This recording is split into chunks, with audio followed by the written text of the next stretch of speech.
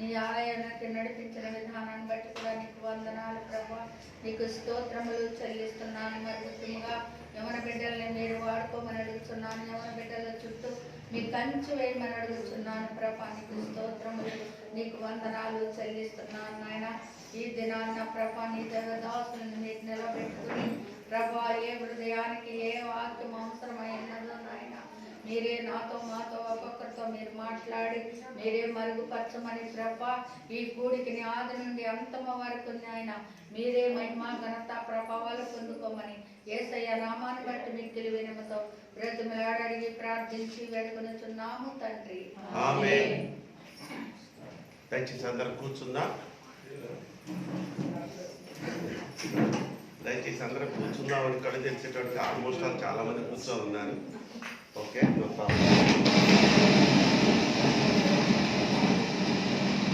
మంచిది. ప్రియమైనటువంటి దేవుని బిడ్డలారా, మీ అందరికీ మన ప్రభువును ప్రియరక్షకుడైనటువంటి యేసుక్రీస్తు వారి నామములో అందరికీ వందనాలు, అందరికీ శుభాలు తెలియజేస్తున్నాను. తల్లి అందరు బాగున్నారు కదా? అందరు బాగున్నారా? చక్కగా అన్ని సిద్ధపరచుకొని వచ్చారా లేదా? ఎవరికి స్తోత్రం చెప్తాం. హల్లెలూయా. మంచిది. గడిచిన కాలంలో ప్రభువారు గడిచిన వారం సహోదరి ద్వారా ప్రకటన గ్రంథంలోని ప్రాముఖ్యమైనటువంటి అంశంతో మనల్ని మాట్లాడి మనల్ని తృప్తిపరిచాడు, మనల్ని హెచ్చరించాడు. ఈ విధంగా నువ్వు నడుచుకుంటే నువ్వు శాపానికి గురవుతావు. అలా నడుచుకోకుండా నా మార్గంలోకి వచ్చినట్లయితే నువ్వు ఆశీర్వదించబడతావని ఆ యొక్క కుమార్తె ద్వారా సంఘాన్ని బలపరిచినందుకు దేవునికి స్తోత్రం చేద్దాం. హల్లెలూయా. ఈరోజు ఒక ప్రాముఖ్యమైనటువంటి అంశాన్ని ప్రభువారు నేర్పించి మీకు నేర్పించమని నన్ను పంపించారు. దేవునికి స్తోత్రం. హల్లెలూయా. అంశం ఏంటంటే మనం అందరం విశ్వాసమే కదా? ఏమ్మా నువ్వు విశ్వాసమేనా? రైట్. మనమందరం విశ్వాసులము. కానీ మన విశ్వాస యాత్రలో ఆధ్యాత్మిక పయనంలో మాటి మాటికి పడిపోతున్నామంట. ఎందుకు పడిపోతున్నాం? పడిపోయిన స్థితిని గమనించక ఎలా లేవలేకపోతున్నాం? లేస్తే నీకు వచ్చే ఆశీర్వాదాలు ఏంటో చాలా అద్భుతమైనటువంటి మాటలు ప్రభువారు ఈరోజు మనకి తెలియజేయబోతున్నారు. కాబట్టి మీరు అటు ఇటు మీ ఆలోచనలు పోనివ్వకండి. ఒక చిన్న మాట దేవుని అడుగుదాం. అందరం నాతో పాటు చెప్పండి. పరిశుద్ధాత్మ దేవుడా మీరు మాలో ఉండండి. పరిశుద్ధాత్మ దేవుడా మీరు మాతో ఉండండి. పరిశుద్ధాత్మ దేవుడా మీరు మాతో మాట్లాడండి. ఆమేన్. ఇర్మియా గ్రంథము 8వ అధ్యాయము 4వ వాక్యాన్ని మనం చదువుకున్నాం తల్లి. మరియు యెహోవా ఇలాగ సెలవిచ్చుచున్నాడని వారితో చెప్పుము. మనుషులు పడి తిరిగి లేవకుందురా. తొలగిపోయిన తరువాత మనుషులు తిరిగి రారా. చాలు. మనుషులు పడి తిరిగి లేవకుందురా.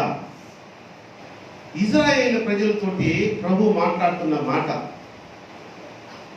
ఇజ్రాయేలు ప్రజలారా, నా ప్రియ కుమారులారా, కుమార్తెలారా, మిమ్ములను ఆధ్యాత్మికంగా నేను ఎంత నడిపించాను, మీ ఎడల ఎంత కరుణ చూపించాను, మీ ఎడల ఎన్ని అద్భుత కార్యాలు చేశాను, ఎంతగా ఆశీర్వదించాను. కానీ మీరు నా మార్గంలో నడిచే సమయంలో పడిపోతున్నారే. పడిన వారు తిరిగి లేవలేకపోతున్నారట. దేవుని యొక్క ముఖ్యమైన బాధ, హృదయ వేదన ఏంటో తెలుసా తల్లి? నువ్వు పడిపోయినందుకు కాదు, నీ విశ్వాస జీవితంలో పడిపోయినందుకు కాదు, ఆదివారం ఆరాధనకు మానేసినందుకు కాదు, ప్రక్క ఆదివారం ఉన్నా రాలేదే. పడిపోయిన నీవు తిరిగి లేవలేకుండా అక్కడే కొట్టాడుతున్నావట. అదే ఆయనకు చాలా బాధ కలిగిస్తున్నటువంటి విషయంగా ఈ మాటలో, ఈ వాక్యం ద్వారా ఇజ్రాయేల్ ప్రజలతో మాట్లాడే రాజు ఈరోజు నీతో నాతో మాట్లాడుతున్నారు. ప్రియమైన దేవుని బిడ్డలారా, ఒక ప్రశ్న వేస్తున్నాను మీకు. 2020 సంవత్సరంలో నీ స్థితి ఏంటో ఒక్కసారి జ్ఞాపకం చేసుకున్నామా? మీరు జ్ఞాపకం చేసుకోండి. మీరు ఆధ్యాత్మికంగా 2020 సంవత్సరం అంటే ఒక రకంగా ఇట్సే మామూలుగా హాలిడేస్ ఎన్ని రోజులు వస్తాయిరా? 10 రోజులు వస్తాయో, 15 రోజులు ఇస్తారేమో సెలవులు. స్కూల్స్కి అయితే 2 months ఇస్తారేమో కదా. మనకి సంవత్సరం అంతా హాలిడేస్ అయిపోయింది కదా. అంత చక్కగా మీరు ఎంజాయ్ చేశారు, బాగా ఎంజాయ్ చేశారు. లాక్డౌన్లో మంచి మంచి యూట్యూబ్లో రకరకాల వంటలు చూసుకొని అవి చేసుకొని అవి కుదిరితే ఆ ఇంట్లో వాళ్ళ అదృష్టం, కుదరకపోయిందా సచ్చారనమాట వాళ్ళ సంగతి. దేవునికి స్తోత్రం. కొన్ని జడతాయి కదా. అయినా ఇంత కష్టపడి చేస్తే తెలవారు అంటే తింటారమ్మా అని తినే రకాలు కూడా ఉన్నాయి. సో అటువంటి పరిస్థితుల్లో నువ్వు చక్కగా ఎంజాయ్ చేస్తున్న పరిస్థితుల్లో నడిపింపబడి నువ్వు 2020 సంవత్సరంలో ఆధ్యాత్మికంగా నువ్వు ఎంత ముందుకెళ్ళావు. మందిరాలు తెరవబడ్డాయి, ప్రార్థనలు జరుగుతున్నాయి అంటే ఆసక్తిగా పరిగెత్తుకొని వస్తారని ఆశ చూసిన దైవజనులకి నిరాశ నిస్పృహ మిగిలిందట. దైవజనుల కంటే ముందుగా దేవునికి బాధ, అదే వేదన. అదే నా బిడ్డల్ని నేను కరోనా పరిస్థితుల్లో అలా పక్కన తగ్గితేనే ఆ శ్వాస పీడిస్తే కరోనా వచ్చి ఈడుదస్తున్న పరిస్థితుల్లో దగ్గినా తాకినా కూడా ఆ కరోనా అనేది నీ దరిదాపులు రాకుండా నేను కాపాడితే నా మందిరాలు తెరిచాయని, ఆరాధన జరుగుతున్నాయని చెప్పి నీకు ప్రకటన చేస్తే నా బిడ్డలు రాకుండా చక్కగా మళ్ళీ టీవీల్లో సీరియల్స్ చూసుకుంటూ, ఆ లాక్డౌన్ పీరియడ్లో సీరియల్స్ లేవట కదమ్మా, వేసిందే వేస్తున్నారట కదా పాతయే, అవి కూడా గుడ్లు బిటకరించుకొని చూస్తున్నారే నా ప్రజలు. ఎక్కడ పడిపోయావో జ్ఞాపకం చేసుకో ఒకసారి. ప్రభు అడుగుతున్న మాట ప్రశ్నని, 2020 సంవత్సరంలో నీ ఆధ్యాత్మిక స్థితి ఏమిటి? నిన్ను అడుగుతున్నాడు సామి, నిన్ను కూడా అడుగుతున్నాడు సామి. నిన్ను అడగండి. మీ పరిస్థితి వేరేగా ఉంది కాబట్టి మీకు ఎగ్జామ్షన్. ప్రభువు ఆ వేదాన్ని మనం గుర్తు చేసుకోవాలట. ఎక్కడ పడ్డామో, ఎక్కడ పడిపోయి పడిన వాళ్ళము ఆధ్యాత్మిక స్థితిలో వచ్చి మళ్ళీ లేపడానికి ప్రయత్నించకుండా ఆ సినిమాలు చూస్తూ, ఆ సీరియల్స్ చూస్తూ, మరి ఈ సోషల్ మీడియా వచ్చింది కదమ్మా, నెట్, అతుక్కుపోతున్నారమ్మా, అతుక్కుపోతున్నారు. నిజంగా ఎక్కడ అవసరం లేదు. నా ఇంటికే వస్తారు మా యవ్వన బిడ్డలు, ఆర్సిఎస్ యూత్ వస్తారు. నలుగురు వచ్చారనుకోండి, ఒక్క ముక్క మాట్లాడరు తల్లి నాతోటి. రాంగ్లోనే మాత్రం ఒక్క మాట అంటారు. ఏంటది? ప్రైజ్ ది లార్డ్ అంటారు. ప్రైజ్ ది లార్డ్ వచ్చారా, కూర్చోండి ఆయన. అసలు రావడమే ఇలా చూసుకుంటే ప్రైజ్ ది లార్డ్ అంటూ వస్తారు. ఇంకా తర్వాత నేను ఎక్కడ కూర్చున్నాను కూడా తెలియదు. నా వాయిస్ విని ఉన్నాళ్ళే వీడు అనుకుంటాను. నేను ఒక వీడియో కూడా తీశాను. ఇటొకడు అటొకడు సోఫాలో ఎదురు కూర్చొని ఉంటే, నేను ఎదురుగా కూర్చొని ఉంటే ఒక్కడ మాట్లాడకపోగా ఎవరి పాటిపోవడం బిజీ అయిపోయారు.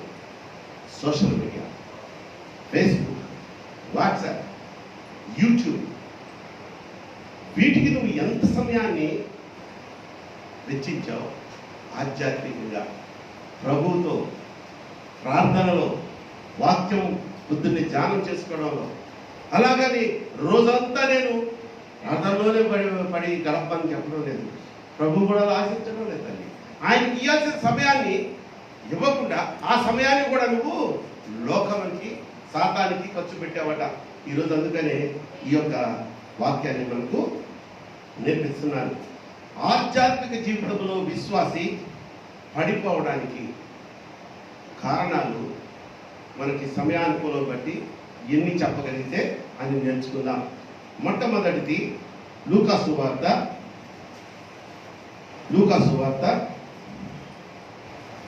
10వ అధ్యాయము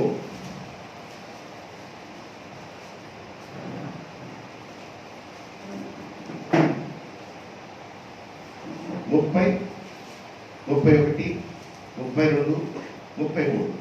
అప్పుడు యాజకుడు ఆ త్రోవను వెనుక తటస్థించెను. అతడు అతనిని చూచి ఉమ్, ప్రక్కగా పోయెను. ప్రక్కగా పోయాడు. అలాగుననే ఆ, లేవీయుడొకడు లేవీయుడు ఆ ఒకడు చోటికి వచ్చి ఉమ్, చూచి ప్రక్కగా పోయెను. పోయాడు. అయితే ఉమ్, ఒక సమరయుడు ఉమ్, ప్రయాణమైపోవచ్చు. ఉమ్, అతడు ఉమ్, పడి ఉన్న చోటికి వచ్చి ఉమ్, అతనిని చూచి ఉమ్, అతని మీద జాలిపడి ఉమ్, దగ్గరకు పోయి ఉమ్. నూనెయు ద్రాక్షారసమును పోసి అతని గాయములను కట్టి చాలు. చూడండి, ఇక్కడ ఈ ఉపమానం మనకు తెలుసు. ఇదేంటిది? మంచి సమరయుని ఉపమానము. మనం చిన్నతనం నుంచి వింటూనే ఉన్నాం. ఈరోజు దేవుడు ఏ కోణంలో మాట్లాడుతున్నాడంటే, ఒకడు యెరూషలేము నుంచి యెరికోకి దిగి వెళ్తున్నాడట. యెరూషలేములో ఏముంది?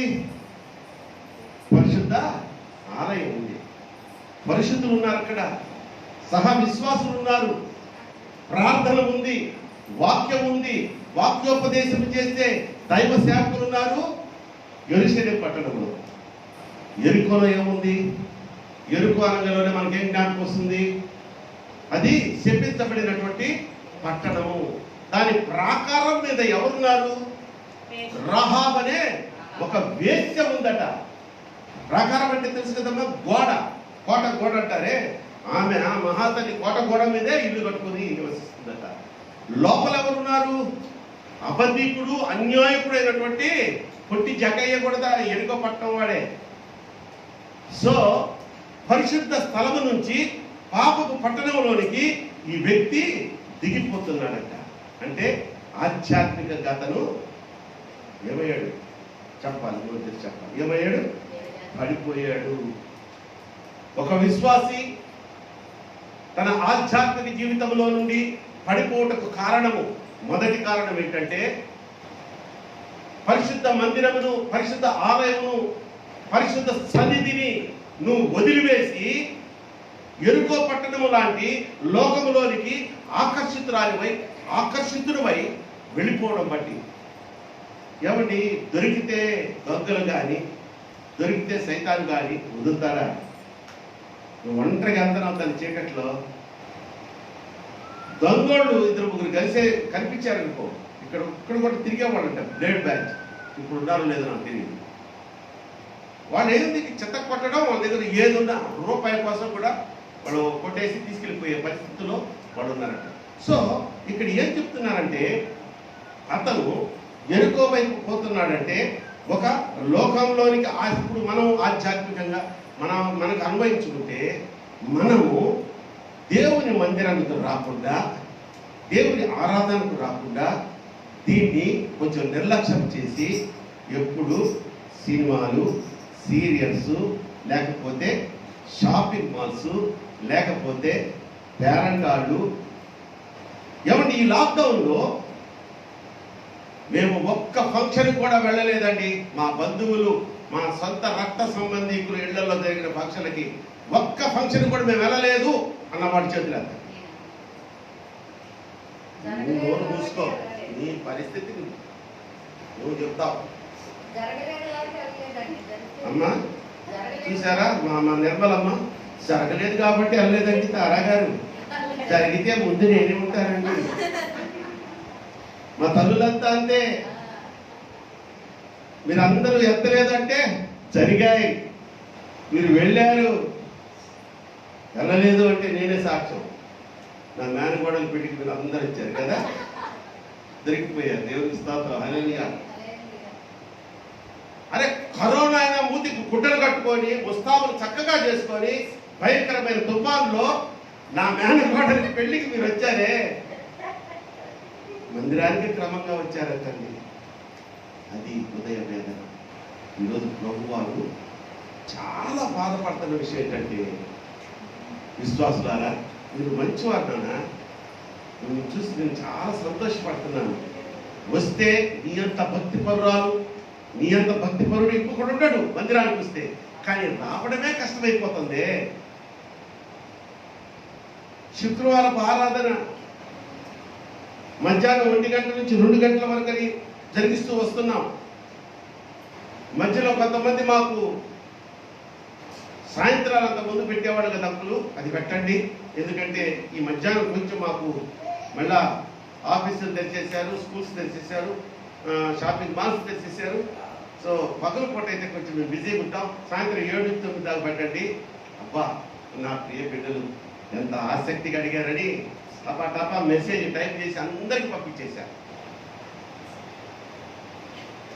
వచ్చాము 5 మార్చిన తర్వాత నేను తప్పదు కదా, నాతో పాటు సేవకురాలు, మేమిద్దరం వచ్చాము. తాళాలు కూడా మేమే తీసుకోవాల్సి వచ్చిన పరిస్థితి. అయితే ముందుగానే తీసున్నాను, ఆ బయట తాళం తీయలేదు. ఏంటి ప్రభు అనుకుంటా ఒక భారమైన హృదయంతో వచ్చా. వచ్చేటప్పటికి ఒక కుమార్తె ఉంది ఇక్కడ, నేనున్నాలే నీకు తోడని మా శాంతి. మేము ముగ్గురుమే శుక్రవారం ఆరాధన చక్కగా పాటలు పాడుకున్నాం, ప్రార్థన చేసుకున్నాం, వాక్యం కూడా ఒక పావు గంట చెప్పుకున్నాం, వెళ్ళిపోయాం. ఎందుకు రావట్లేదు మీరు శుక్రవారం ఆరాధనకి? అది నీ ఆధ్యాత్మిక స్థితిలో నువ్వు పడిపోయావు.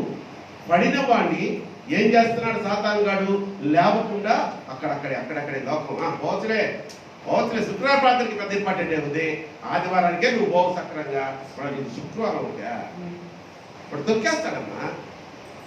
కాబట్టి ప్రియమైన దేవుని బిడ్డలారా, ఈ 2000 గడిచిపోయిన 2020 సంవత్సరంలో మనం ఎంత నిర్లక్ష్యంగా ఉండి దేవునికి ఆయాసం కలుగజేసాము, ఎక్కడ పడిపోయాము, పడిన స్థితిలో ఉండి లేవలేకుండా ఎంత అన్యాయంగా మనం ప్రవర్తించామో ఒక్కసారి జ్ఞాపకం చేసుకోమని ప్రభు వారు మనతో మాట్లాడుతున్నారు. సో మొదటి కారణం ఏంటి? విశ్వాసి పడిపోయి లేవలేకుండా ఉండడానికి మొదటి కారణం ఏంటి? తన ఆధ్యాత్మిక జీవితం అంటే సన్నిధికి దూరంగా ఉండడము. యెరూషలేము నుంచి బయలుదేరి యెరికోకు వెళుతున్నటువంటి ఆ యొక్క కుమారుడు ఏం చేయబడ్డాడు? దొంగలతో పట్టబడ్డాడు. తన వస్త్రాలను అన్ని దోచుకోబడ్డాడు. ఆ తర్వాత ఆ దారి నుంచి 2 ముగ్గురు పోయారంట. వాళ్ళలో ఎవరమ్మా? చదువుతలేదు. ఒకడు సమరయుడు, తర్వాత సమరయుడు కదా దాని పైన లేవీయుడు, ఒకడు యాజకుడు. వీళ్ళు ఆ పక్క నుంచి పోయారు కానీ చూసుకుంటే వాడికి ఏమీ సహాయం చేయలేదంట. ఈరోజు మనము రక్షించబడిన స్థితిలో ఉన్నప్పుడు మొదట్లో బైబిల్ పట్టుకొని, ఇప్పుడు గంటలు కొట్టడం లేదు కానీ చర్చి బెల్ మోగందులోనే ప్రార్థన అంట వచ్చేసిన నీవు గంటలు కాదు కదా మైకులు పెట్టి పాటలు పాడుతుంట పోలేదట, రావట్లేదట.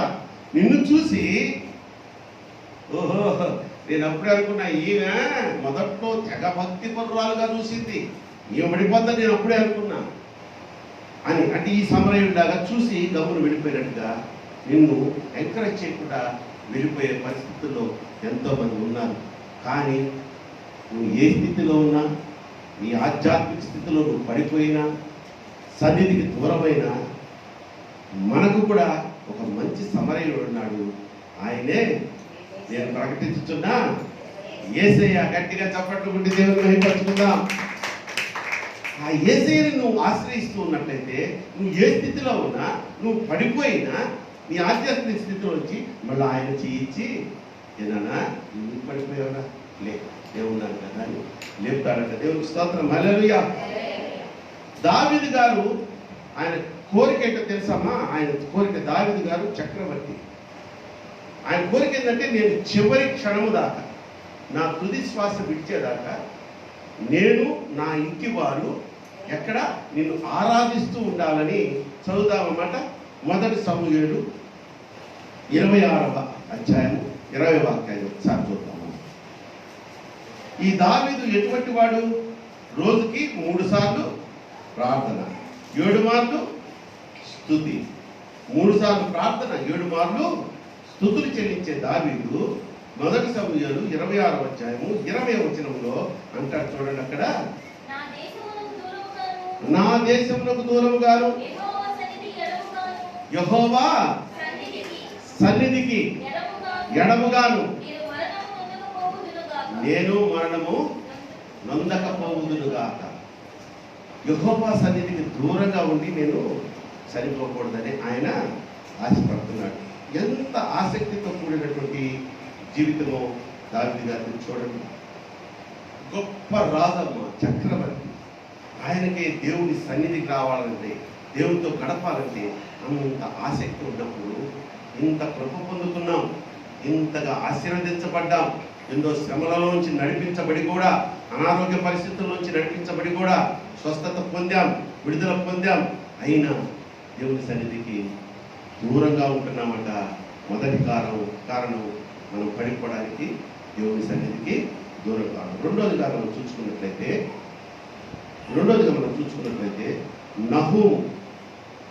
నహూము చూడండి తల్లి, 769వ పేజీ, 3వ అధ్యాయము 769వ పేజీ తీయండి అందరూ. 3వ అధ్యాయం 3వ వాక్యం చదువు. అమ్మా, రౌతులు వడిగా పరిగెత్తుతున్నారు, ఖడ్గములు తళతళలాడుచున్నవి, ఈటెలు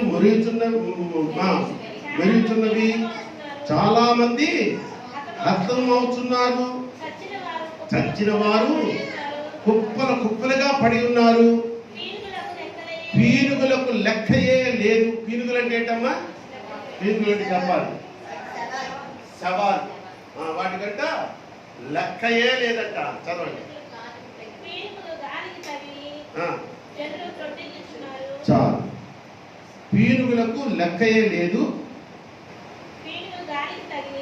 పీనుగులు కాలికి తగిలి జనులు త్రొట్టిల్లుచున్నారు. ఇప్పుడు ఇది చెప్పబడింది ఒక యుద్ధ రంగంలోని పరిస్థితుల గురించి. యుద్ధ రంగంలో ఎలా ఉంటుంది? కత్తులు తీసుకొని నడుపుకుంటుంటారు, కత్తి దెబ్బ తగిలినోడు చచ్చి పడిపోతుంటాడు, వాడు శవంగా మారిపోతుంటాడు. బ్రతికున్న వాడు వీళ్ళని దాటుకొని ముందుకు సాగిపోతూ యుద్ధం చేస్తూ పోతుంటాడు. అదే కదా. అప్పుడు చచ్చి పడిపోయినటువంటి ఆ శవాలు బ్రతికి పోరాటం చేస్తున్నటువంటి ఈ యుద్ధ వీరుల కాళ్ళకు తగిలినప్పుడు స్టడీకి నిలబడగలడా? ఎంత పెద్ద యోధుడైనా పరిగెత్తేటప్పుడు అవతల వాటిని చంపాలని ఒక బాడీ తగిలింది అనుకోండి, కాలికి త్రొట్టిల్లి కింద పడిపోతాడు. పడినవాడు పడినట్టే ఉంటే అవతల వాడు చేంజ్ చేస్తాడు, చంపేస్తాడు. ఇది యుద్ధ రంగంలోని నీతి. మన ఆధ్యాత్మిక జీవితంలో ఏమంటే క్రైస్తవ జీవితం అంటే ఒక పోరాటం అండి. దేవునికి స్తోత్రం చెప్తాం. హల్లెలూయా. అవునన్న వాళ్ళ దేవునికి స్తోత్రం చెప్పండి. హల్లెలూయా. క్రైస్తవ జీవితం ఏమిటి? ఒక పోరాటం. ఎవరితో పోరాటము? ప్రతి దాంతో పోరాటమే. ముందు సైతాన్ గారితో పోరాటం, తర్వాత ఆర్థిక పోరాటం, అనారోగ్యాలతో పోరాటం, సహ విశ్వాసంతో పోరాటం, బయటికి పోతే ఉద్యోగానికి పోతే సహ ఉద్యోగులతో పోరాటం. కానీ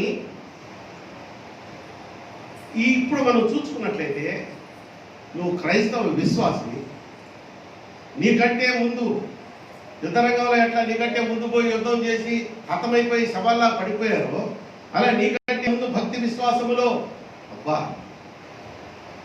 భక్తికి మారు పేరు ఆ కుటుంబమేనండి.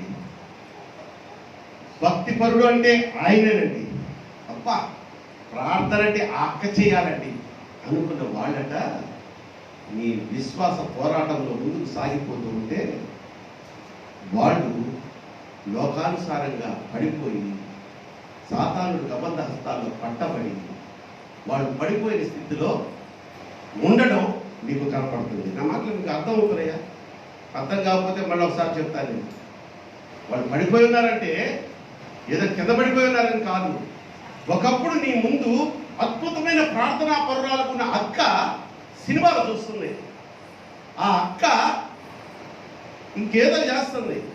ఒకప్పుడు అద్భుతంగా సన్నిధిలో నిలబడి పాటలు పాడినటువంటి అన్న మందు కొట్టి కనపడ్డాడు. అది పడిపోవడం అంటే. వాళ్ళు నీ విశ్వాస యాత్రలో, నీ ఆధ్యాత్మిక స్థితిలో నువ్వు ముందుకు సాగిపోతూ పోరాటం చేస్తూ పోతున్నప్పుడు అలాంటి వారు కనిపించినప్పుడు అయ్యో ఇంత పెద్ద అన్న పడిపోయాడే ఇంత పెద్ద ప్రార్థనా పర్వాలే నాకు పడిపోయింది అని వారిని చూచి నువ్వు కుంగిపోకూడదట. వాళ్ళు నీ కాళ్ళకి తగిలి తొట్టిల్లుతున్నారని ఉంది చూసారా వాక్యంలో. వాళ్ళు నీకు అడ్డుపడి నీ యొక్క విశ్వాస యాత్రకు అడ్డుపడిన వారిని చూడకుండా విశ్వాసమునకు కర్తయు దాన్ని కొనసాగించేవాడు ఎవరమ్మా ఆయన? యేసు. యేసు వైపు చూడాలంట. యేసు వైపు చూడు నీ భారమంత తీరు, దీనాలను చేరు, ఎంత దూరమైనా అది ఎంత భారమైనా, ఎంత దూరమైనా అది ఎంత భారమైనా.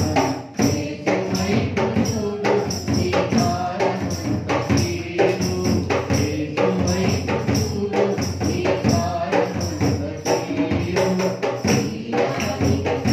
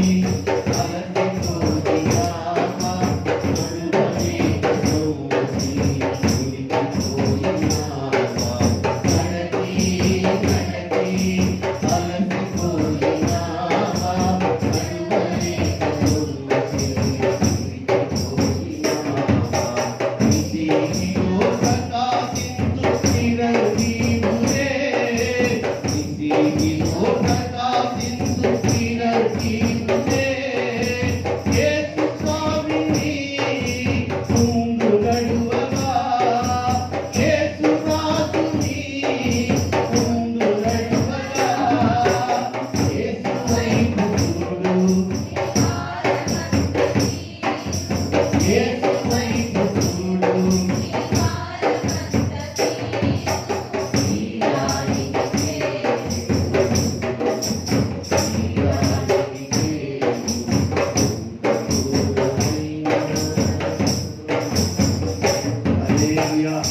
కనుక రెండో కారణం, విశ్వాసి ఎందుకు మాటి మాటికి తన ఆధ్యాత్మిక జీవితంలో పడిపోతున్నాడంటే, మొదటి కారణం ఏంటమ్మా? సన్నిధికి దూరం అయిపోయినాడు. రెండోది ఏంటంటే, నీకంటే ముందు విశ్వాస యాత్రలో ముందుకు కొనసాగించిన వారు ఆ భక్తిలో పడిపోయి చచ్చిన స్థితిలోకి వెళ్ళిపోతే వారిని చూచి నువ్వు ఆగిపోతున్నావట. అందుకని వారిని చూడకుండా ముందుకు సాగిపోవాలంటున్నాడు. దేవునికి స్తోత్రం చెప్దాం. హల్లెలూయా. మూడో దాంట్లోకి వెళ్ళిపోతున్నాను, నేను త్వరగా వెళ్ళిపోతున్నాను కనుక యెషయా గ్రంథము 14వ అధ్యాయము చూద్దాం. అందరు తీయండి తల్లి. యెషయా గ్రంథము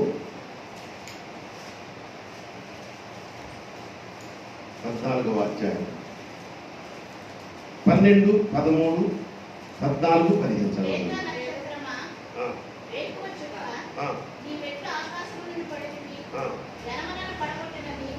జనములను పడగొట్టిన నీవు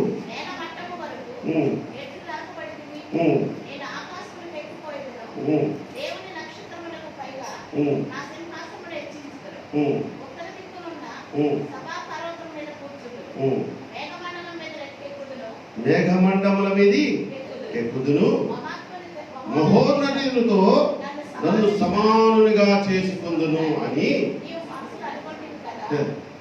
మహోన్నతులతో సమానముగా చేసుకుందును కదా అని నువ్వు మనసులో అనుకున్నావు. ఒరే దుర్మార్గుడా, సాతానుగాడి గురించినటువంటి ప్రవచనం తల్లిది. చదువమ్మా. నీవు పాతాళమునకు నరకములో ఒక మూలకు త్రోయబడితివే. చాలు చాలు చాలు దేవుని బిడ్డలారా, ప్రతి విశ్వాసికి ఒక సంఘం అంటూ ఉంటుంది, ఉండాలి.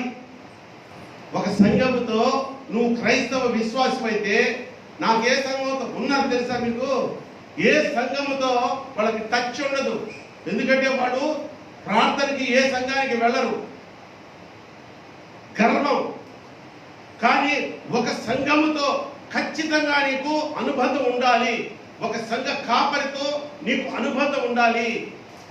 ఒక మందిరంతో నువ్వు అంటుకట్టబడి ఉండాలి. దేనికో తెలుసా? హ్యాచ్, ప్యాచ్, డిస్పాచ్ అని మూడు విషయాలు చెప్తాను మీకు. హ్యాచ్ అంటే పొదగడం, ప్యాచ్ అంటే జతపరచడం, డిస్పాచ్ అంటారు ఏమన్నా అయ్యగారు? డిస్పాచ్ అని ఏంటంటారండి? డిస్పాచ్ క్లర్క్ అని ఉంటాడు కదా వాడు. అమ్మా అదే చెప్పారు. డిస్పాచ్ అంటే ఏదో పంపించేసేది అన్నమాట. సంఘము, సంఘ విశ్వాసులు, సంఘ కాపరి. ఒక సంఘము నీకు ఎందుకు కావాలంటే హ్యాచ్, నువ్వు విశ్వాసంలో ఆధ్యాత్మికంగా బతకబడేదానికంట, ఎదగబడేదానికి, నిన్ను అభివృద్ధి పరిచేదానికి ఒక సంఘం నీకు కంపల్సరీగా కావాలా లేదా చెప్పండి? లేకపోతే మీరు ఇంట్లో కూర్చొని ఉంటే ఈ మాటలు, దేవుని మాటలు, కమ్మని మాటలు మీరు వినగలరా? కాబట్టి ఈ యొక్క మాటల ద్వారా మీరు పదగబడి గుడ్డు రూపంలోంచి పిల్ల రూపంలోకి వచ్చి, పిల్ల రూపం నుంచి కోడి రూపంలోకి వచ్చి మళ్ళా మీరు ఫలించే స్థితిలోకి వెళ్ళాలి. అందుకని మీకు ఒక సంఘం కంపల్సరీగా మీకు ఒక ఉండాలి, అంటుకట్టబడి ఉండాలి. రెండోది ప్యాచ్. ప్యాచ్ అంటే మనకు పెళ్లిళ్ళు చేసుకోవాలంటే చెట్లు కింద పెళ్లిళ్ళు చేస్తారమ్మా? లేదు కదా. మనం క్రైస్తవ విశ్వాసాలు ఎక్కడ పెళ్లి చేసుకుంటాం? మందిరాల్లో పెళ్లి చేసుకుంటాం. ఎవరు చేస్తారు? ఒక పాస్టర్ గారు, ఒక దైవజనుడు చేస్తారు. సో హ్యాచ్, పదకబడడానికి, నువ్వు ఆధ్యాత్మికంగా ఎదగడానికి ఒక సంఘం కావాలా? నీకు పెళ్లిళ్ళు గట్రా, నీ కుటుంబంలో నీ గిల్లల్ని పెళ్లిళ్ళు చేసి చక్కగా ఆశీర్వదించి పంపించేదానికి ఒక సంఘం కావాలా? చివరిగా డిస్పాచ్. మనం పోతే కడదాకా తీసుకెళ్ళి క్రమముగా మర్యాదగా భూస్థాపిత కార్యక్రమం చేసేదానికి కూడా ఒక సంఘం కావాలి. కొంతమంది నేను చెప్పానే, ఏ సంఘంతో సంబంధం లేనటువంటి వాళ్ళు అడుక్కుంటుంటారు, వెళ్ళి అడుక్కుంటుంటారు. న్యాచురల్గా ఏమండి, మా తాతగారు చనిపోయారు, ఆయన బాగా ఉన్నప్పుడు మీ చర్చికి వచ్చేవాడంట, వీడు రాల, ఆయన మానేశాడు, పోయినాడు. నాకు తెలియదు ఆయన ఎప్పుడు వచ్చాడు. పాత పాస్టర్ గారు ఉన్నప్పుడు వచ్చాడట. కొంతమంది పని జరుపుకుందామని అబద్ధాలు చెప్పేవాడు కూడా. కాబట్టి ప్రియమైన దేవుని బిడ్డలారా, ఒక సంఘానికి మనం అంటుకట్టపడాలంటే కనీసం ఈ 3 అవసరాల కన్నా ఒక సంఘంతో మనం అంటుకట్టపడి ఉండాలి. ఇప్పుడు కొన్ని పెద్ద సంఘాలు ఉన్నాయి, దాని మీద పెద్ద కాంట్రవర్సీ. ఇప్పుడు ఒక ఆయన నా సంఘంలో 1,00,000 మంది ఉన్నారు అంటున్నాడు. 1,00,000 మందిలో ఎంతమంది దాచుకుంటారో, ఎంతమంది పుట్టినరోజులో ఎంతమంది పెళ్లిళ్ళు చేసుకుంటున్నారో, ఎంతమంది దినాలు పెట్టుకుని 11వ రోజు అంటాడు, ఇంకోటి వచ్చి మా నాన్న సంవత్సరికం అంటాడు. వెళ్ళగలడా ఇతను ఒక్కడు? సంఘ కాపరి అంటమ్మా సంఘంతో అటాచ్మెంట్ ఉండాలంట, ప్రతి సభ్యుడితో అటాచ్మెంట్ ఉండాలంట. 1,00,000 మందితో అటాచ్మెంట్తో ఉండగలడా అతను? సంఘాన్ని పెంచుకున్నాడే కానీ సంఘ సభ్యులతో ఆ అనుబంధాన్ని, వారికి ఉన్న కష్టాలలో వాళ్ళు ఏడిస్తే వాళ్ళతో కలిసి ఏడ్చేదానికి, వాళ్ళు సంతోషిస్తే వాళ్ళతో పాటు సంతోషించేదానికి ఒక సేవకుడికి వాళ్ళ సంఖ్య, వాళ్ళ సంఘంలో ఉన్న సభ్యత్వం కాదండి. కొద్దిమంది అయినా సరే, మన సంఘం చిన్నదే, అందుకనే ఎవరెవరు రెగ్యులర్గా వచ్చేవాళ్ళు, ఎవరెవరు రానోళ్ళు నాకు తెలుసుకోండి. రెగ్యులర్గా వచ్చాళ్ళు మిస్ కాల్ కొట్టారనుకోండి, నేను వాళ్ళు కాల్ చేస్తాను ప్రతి సాయంత్రం. సండే ఏమన్నా రాలేదు, ఏమన్నా రాలేదు, ఎందుకు తెలిసిపోతుంది. ఓ 25,000 మంది సంఘానికి నేను పాస్టర్ అనుకోండి, ఎవడు వస్తున్నాడో ఎవడు పోతున్నాడో కూడా నాకు తెలియదు. చిన్న సంఘాలను వదిలేస్తున్నారు. పెద్ద సంఘాల్లో ఉచితంగా భోజనాలు ప్రతి సండే అన్న చికెన్ కర్రీ, కలర్ రైసు, పెరుగు చట్నీ ప్రతి సండే అన్న. నాతో వచ్చి చెప్తున్నారు, కడుపు మండిపోతుంది నాకు, తిండి కోసం పోతున్నారా నువ్వు అన్న. పిల్లలు వెళ్తానా, పిల్లలకి పాలు బ్రెడ్ అంట.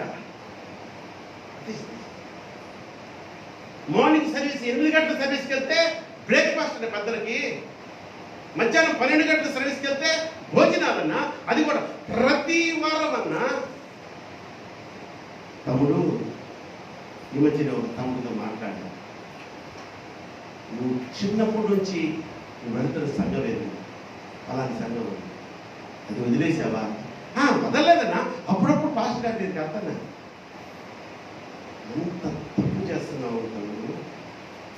నిన్ను ఆ ఆధ్యాత్మిక ఉప్పుపాలు పోసి పెంచిన ఆ తండ్రిని వదిలి ఈరోజు హంగులు, ఆర్పాటాలు, గిటార్లు, డ్రమ్ములు పెట్టుకొని చేస్తుంటే భోజనం పెడతారని చెప్తున్నావు. నాకు చాలా బాధగా ఉంటావు. ఇక అలాంటి పనులు చేయబాగా ఒకే సంఘానికి కట్టుబడి ఉండు. ఒకవేళ అటువంటి వాటికి వెళ్తావా, ఏదైనా ఫంక్షన్స్ జరిగినప్పుడు వెళ్ళు, అంతేగాని ఇక అదే పనిగా వెళ్ళబాకని చెప్పాను. ఎందుకు చెప్తున్నానంటే ఈ సంగతులు మూడో పాయింట్ ఏంటంటే, మనము రైల్వే క్రిస్టియన్ సమాజంలో ఒక కుటుంబంగా ఏర్పడ్డామా లేదా? అవునన్న వాళ్ళ దేవునికి స్తోత్రం చెప్పండి. అందరు చెప్పారా? చెప్పే ఉంటారు.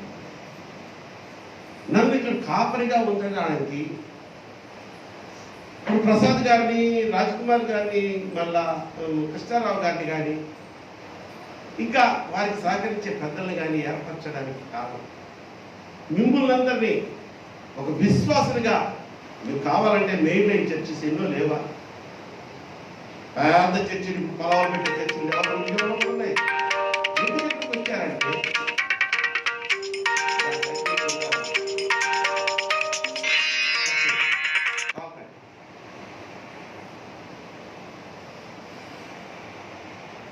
మనతో ఒక అనుబంధం ఏర్పరచడానికి దేవుడు తన ఆత్మతో ఇక్కడికి నడిపించాడు. మనం ఈ సంఘంగా ఏర్పరచబడడానికి దేవునికి ఏర్పాటైంది కనుకనే ఒక కుటుంబంగా మనం ఏర్పరచబడ్డాము. అలాగే చదవబడినటువంటి లేఖన భాగంలో లూసిఫర్ అనే దేవదూత, వాడు దెయ్యం కాదండి, సైతాన్ కాదండి, వాడు లూసిఫర్ దేవదూత, ఆరాధికుడు, ఆరాధక కోయర్ పార్టీకి లీడర్ అన్నమాట. నన్ను ఆరాధించుటకు నిన్ను ఏర్పాటు చేసుకున్నానంటే వాడి కన్ను ఎక్కడ పడింది తెలుసా? ప్రభు సింహాసనం మీద పడి సర్వోన్నతితో నేను సమానముగా ఎంచుకుంది అనుకుంటేవే, ఇప్పుడు ఎక్కడికి తోయబడ్డావు నాన్న? మన సంఘంలో కూడా తల్లి, నేను నాయకుడుగా ఉండాలని ఏ విశ్వాసం అనుకోకూడదు. ఏ అధికారి ఇక్కడ పెద్దలుగా ఉన్నవాళ్ళు నేను పెద్దగా ఉండాలి, నేను వాళ్ళకంటే ఏం తక్కువ, నేను వాళ్ళకంటే ఎక్కువ పాటలు పాడతానే, నాకెందుకు మైక్ ఎవరు? నువ్వు కావాలని వచ్చి తీసుకో మైక్, పాడు. నిన్ను నువ్వు హెచ్చించుకున్నావా, లూసిఫర్ గారి గద్దె పట్టుద్ది మనకి. అక్కడ పడిపోతున్నావట. గర్వం, నేనేంటి, నా యొక్క వాయిస్ ఏంటి, నేనేంటి, నా ప్రార్థన ఏంటి, నేను ప్రార్థన చేస్తేనా నా సహ విశ్వాసం, అబ్బా ఏం చేస్తావక్క నువ్వు ప్రార్థన. మీరు గమనించాల్సిందంతా సంఘంలో ఒక కుటుంబంలాగా మనం వచ్చామంటే నీకంటే నేను తక్కువ అక్క, లేదా మాట్లాడాలి బాగా చేతి లేదా నుంచి నేను అన్నప్పుడప్పుడు మీ అన్నయ్య డ్యూటీ నుంచి వచ్చాడని ప్రార్థన ఎక్కొడతాను, కానీ నువ్వు పో భలే. అలా ఒకళ్ళని ఎంకరేజ్ చేసుకుంటూ, ఒకళ్ళొకళ్ళు పెంచుకుంటూ, సంఘానికి కొత్త ఆత్మలను నడిపిస్తూ ఇలా సంఘంగా కూడిపోవడం ఆయన నిర్ణయమైంది. కానీ మనం పడిపోతున్నాం. ఎక్కడ పడిపోవడమో చెప్పేది కదా, మనల్ని మనం హెచ్చించుకోవడంలో. సంఘానికి వస్తున్నామంటే నేను ఒక ప్రత్యేకంగా కనపడాలి, సంఘంలో ఉంటున్నానంటే నేను ఒక ప్రత్యేకమైన గుర్తింపు నా సహ విశ్వాసులు ఇవ్వాలి, సంఘ పెద్దలు ఇవ్వాలి, పాస్టర్ గారు కూడా ఇవ్వాలి అని ఆశించావా? అది దేవుని చిత్తం కాదు.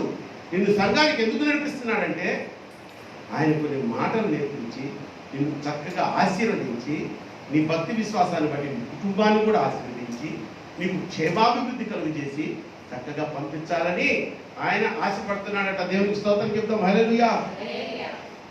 సౌలు దేశానికి రాజుగా, అవునండి, ఇజ్రాయేలీయులకు మొట్టమొదటి రాజు ఎవరు చెప్పాను కానీ ముందే పేపర్ లీక్ చేశానుగా. ఎవరు? చూడాల పైకి. ఎవరు? సౌలు. అతన్ని ఎందుకు సౌలుని రాజుగా చేశాడు చెప్పండి? దావీదును చంపేదానిక, దావీదును తరిమేదానిక? దేశాన్ని రాజుగా పరిపాలించాలా? దేశం మీదకి శత్రువులు వస్తే ఏయ్ అని చెప్పి ఖడ్గం తీసి యుద్ధం చేసేదానికి.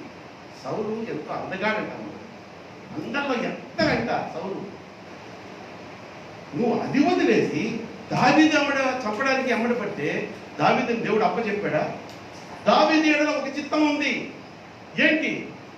దావీదు నా పక్షముగా అనేక యుద్ధాలు చేయాలి, ఇజ్రాయేల్ రాజ్యాలు మరి విస్తరింప చేయాలి సామ్రాజ్యాన్ని.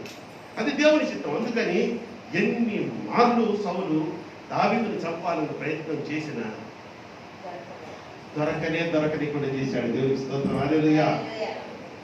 నీ ఎడల నా ఎడల ఒక చిత్తం ఉంది, దేవుని ఉద్దేశం ఉంది, ఒక ప్రణాళిక ఉంది. కనుకనే మనం ఈ సంఘంలో సభ్యులుగా ఏర్పాటు చేశారట.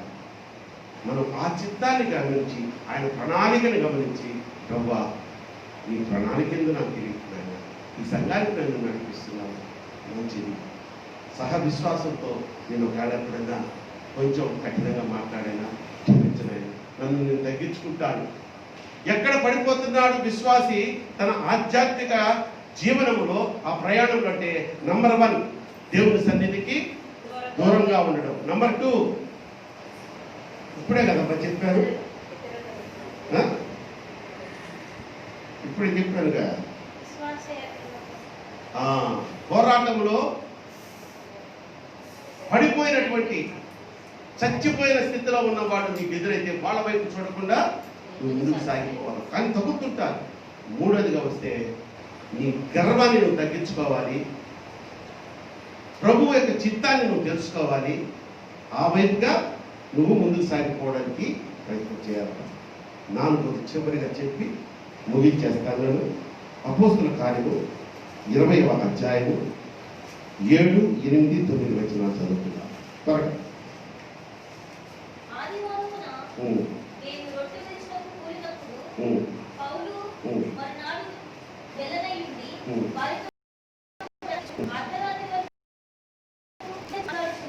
విస్తరించి ఎప్పుడు దాకా? అర్ధరాత్రి వరకు. మేము కూడి ఉన్నా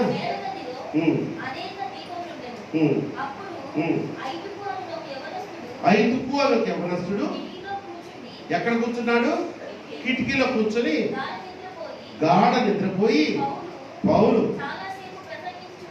చాలాసేపు ప్రసంగించుచుండగా నిద్రాభారం వల్ల జోగి 3వ అంతస్తు నుండి కింద పడి చనిపోయిన పడివాడై ఎత్తబడేను. చాలు అమ్మ, మీ అందరికి ఒక ప్రశ్న వేస్తాను. ఐతుక్కు అనేవాడు పౌలు విస్తారంగా ప్రసంగం చేస్తూ ఉంటే ఎక్కడ కూర్చున్నాడు? కిటికీలో కూర్చున్నాడు. కూర్చొని 3వ అంతస్తు నుంచి పడి చచ్చాడట. ఐతుకు చావుకి తౌడుకోకుండా, ఎక్కువ టైం తీసుకోకుండా టక్కమని నీకు వచ్చింది ఏదో కారణం ఏందో చెప్పగలరా? నిద్ర అన్నాడు. నిద్ర ఐదుకు మరణానికి కారణం. పురుషుల్లో తెరవడం వల్ల. అయ్యగారు మీరు నిద్రావస్థలో ఉన్నారా? ఐదుకు స్థాయిలో అన్నా ప్రసాద్ అన్న ఎందుకు తెచ్చాడు? దేవునికి స్తోత్రం. హల్లెలూయా. ఆ ఐదుకు చనిపోవడానికి కారణం నిద్రావస్థ ఒకటైతే, ఇలాగే ఒక పాస్టర్ గారు సంఘంలో ఇలాగే ప్రశ్న వేస్తే ఒక ఆయన సమాధానం చెప్పాడంట. పాస్టర్ గారు సుదీర్ఘమైన ప్రసంగం చేయబట్టి వాడికి నిద్ర వచ్చి పైనుంచి పడి తెచ్చాడు. ఆయన కూడా అర్ధరాత్రి నాకు చెప్పడం పెట్టండి పాస్టర్ గారు అన్నాడంట. నిజమేనే. కానీ అంత సుదీర్ఘమైన ప్రసంగము, ఉపన్యాసము, ఉపదేశము పౌలు భక్తుడు ఆ రోజు ఎందుకు చేశాడన్నది మనం గమనించినట్లయితే, ఇక ఆ పట్టణానికి మళ్ళీ తిరిగి రాడాయన. పౌలు గారు వెళ్ళిపోతున్నాడు అక్కడి నుంచి. అందుకని తన హృదయంలో ఉన్నటువంటి ఆలోచనలు, తన హృదయంలో ఉన్నటువంటి భారం, వీళ్ళు చేస్తున్న పనులు, చేయవలసిన పనులు చేయకుండా ఉన్నారని అలా చెప్పుకుంటూ వెళుతున్నాడట. దేవునికి స్తోత్రం, హల్లెలూయా. అందుకని అంత సుదీర్ఘంగా ఆయన చెప్పవలసి వచ్చింది. ఆ యొక్క యవ్వన బిడ్డ ఏం చేసి ఉండాలా? అంత సుదీర్ఘంగా దేవుని మాటలు ఆత్మపూర్ణులైనటువంటి పౌరు భక్తుడు వినిపిస్తున్నప్పుడు విశ్వాసులైనటువంటి వారు ఏం చేయాలి? మెలకువతో ఉండి దేవుడు మాట్లాడుతున్న మాట ఇది. మనం నిద్రపోకూడదు. నిద్రపోయేదానికైతే ఇంట్లో వచ్చి పడుకోవచ్చు కదా, ఇక్కడ పడుకోవడానికి ఎందుకు రావాలని వీడెక్కడ కూర్చున్నాడు? వాడు యవ్వనస్తుడు. కూర్చునేదేదో కింద కూర్చున్నా కాస్త బాగుండేవాడు. కిటికీలో కూర్చున్నాడు. కిటికీలో సౌకర్యవంతంగా కూర్చొని కాళ్ళు దాపుకునేటప్పుడు చల్లగాలి తగిలింది. చల్లగాలి వీచింది. మెల్లగా నిద్ర వచ్చింది. అంటే ప్రియమైన దేవుని బిడ్డలారా, దైవజనుడు ఇక్కడ నిలబడి ఒక మాట చెప్తున్నాడు అంటే, దైవజనుడి మాటగా నువ్వు చూచావా నీకు నిద్ర వస్తుంది అంతే. ప్రతి మాట లేదు, ఇది దేవుని మాట. దేవుడు ఈరోజు మమ్మల్ని హెచ్చరిస్తున్నాడు. దేవుడు మమ్మల్ని ఈరోజు ఆశీర్వదిస్తున్నాడు. నా ఆశీర్వాదానికి ఉపాయాలు చెప్తున్నారు, నన్ను నడిపిస్తున్నారని శ్రద్ధగా నువ్వు చెవులు రెక్కించి విన్నట్లయితే నిద్ర ఎందుకు వస్తుందండి నీకు?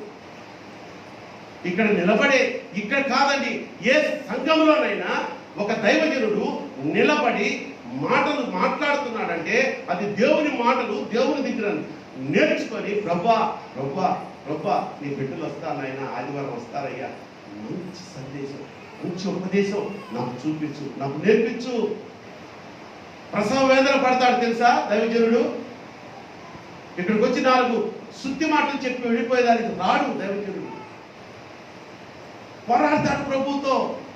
ఇక్కడ నిలబడాలంటే ఎంత గడగడ గడగడ ఉడుకుతాడో దైవజనుడు తెలుసా మీకు? ఏమంటే ఐసీయూలో ఒక పేషెంట్ని పెట్టారనుకున్నాం. ఐసీయూలో అంటే ఇంటెన్సివ్ కేర్ యూనిట్లో ఎవరిని పెడతారు? ఇక కొంచెం సీరియస్ అయిన వాళ్ళని పెడతారు. ఆ వ్యక్తిని బ్రతికించడానికి డాక్టర్ ఎంత పోరాడతాడండి. తన సాయశక్తుల తన జ్ఞానాన్నంతా ఉపయోగించి ఏదో మందులు తీసుకొచ్చి అతన్ని బతికించాలన్న తపన. ఐసీయూలో చనిపోబోతున్నటువంటి పేషెంట్ను బ్రతికించేదానికి డాక్టర్ ఎంతగా పోరాడతాడో అంతకంటే ఎక్కువ భారం కలిగి ఇక్కడ నిలబడినటువంటి దైవజనుడు మీకోసం ఈ యొక్క మాటలు చెప్తాడు. దేవునికి స్తోత్రం చెప్తాం, హల్లెలూయా. అంతేగాని మీరు మార్పుగా ఈరోజు పాస్టర్ పని చేస్తాడు, సూపర్ ఎరగదీశాడు, మార్పు నేర్చుకునే దానికి ఖాతంలో మీరు నిలబడేది. లేదా ఈరోజు ప్రసంగం చప్పగా ఉందండి, ప్రసంగం చప్పగా గొప్పగా ఏంటమ్మా? నువ్వు మనసు పెట్టి వింటే మధురమైన మాటలు ఇవి. ఒక ఆయన అంటాడు క్రొవ్విన మెదడులాగా ఉన్నది నాకు దేవుడి వాక్యం అంటాడు. ఇంకోటి ఆయన అంటాడు జుట్టెతేనే కారలలాగా ఉన్నాయి అంటాడు. దేవునికి స్తోత్రం చేద్దాం, హల్లెలూయా. ఈ భారమైన హృదయంతో ఇక్కడ బోధిస్తున్నటువంటి మాట దైవజనుని నోటి నుంచి వస్తున్న మాట కాదు అని మీరు గ్రహించి శ్రద్ధగా విన్నట్లయితే మీ యొక్క ఆధ్యాత్మిక స్థితిలోంచి మీరు పడిపోరు. ఐదుకులాగా నిద్రమత్తులోకి పోయి కిటికీలోకి కింద పడి చావరు, ఆధ్యాత్మికంగా మరణించరు. నీకంటే జ్ఞానులు అన్నాను కాదమ్మా. మీలో మాకంటే చదవరులు ఉన్నారు, ఎక్కువగా చదువుకున్న వాళ్ళు ఉన్నారు, ఎక్కువగా బైబిల్ జ్ఞానం తెలిసిన వాళ్ళు ఉన్నారు.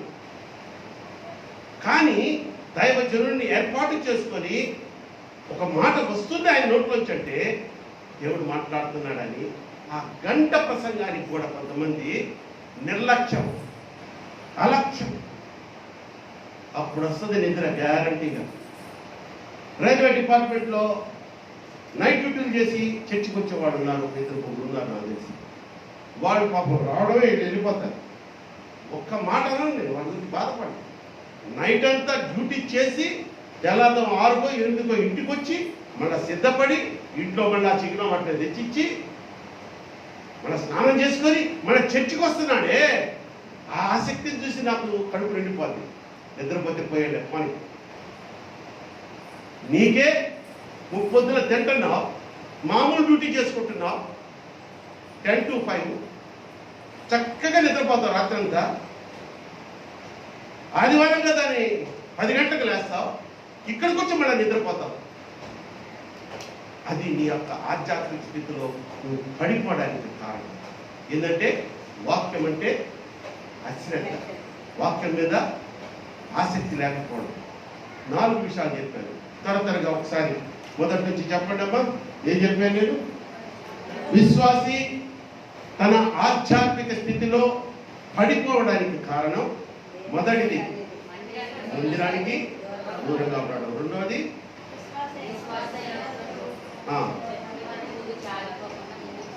మనకంటే ముందుగా విశ్వాసులే, భక్తిపరులే వాళ్ళు చచ్చిన స్థితిలోకి వెళ్ళిపోతే వాళ్ళని చూసి వాళ్ళు నీ కాళ్ళకు అడ్డంగా పడ్డట్టుగా ఫీల్ అయిపోయి నీ భక్తి విశ్వాసంలో నువ్వు పడిపోయి వాళ్ళతో పాటు చచ్చిన స్థితిలోకి వెళ్ళకూడదు.